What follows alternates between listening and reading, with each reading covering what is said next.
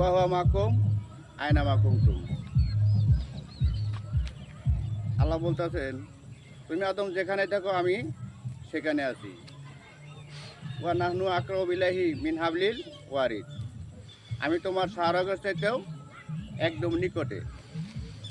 শাহরগের চাইতেও যদি নিকটে হয় তাহলে আল্লাহ প্রতিটা মানুষের মধ্যে, আল্লাহ যদি মানুষের মধ্যে থাকে তাহলে তার কিছু লোক আছে, যেমন আল্লাহর ফেরেশতা জিবরাইল, আজরাইল, মিকরাইল, ইসরাফিল, এরকম আরও অনেক ফেরেশতা আছে। ফেরেশতা মানে কি? ফেরেশতা মানেলে আল্লাহর হুকুমে যারা সবসময় নিয়োজিত থাকে।